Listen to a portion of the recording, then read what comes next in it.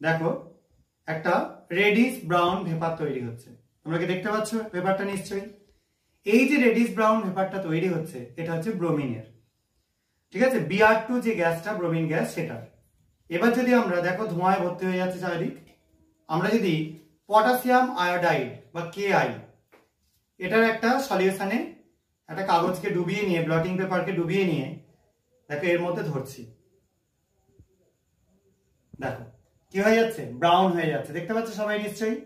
এবং গ্যাসটাও সবাই উঠছে কন্টিনিউ। দেখতে পাচ্ছ যে গ্যাসটা উঠছে সেটা ব্রোমিন Br2 এবং KI এর সাথে Br2 বিক্রিয়া করে কি তৈরি করছে?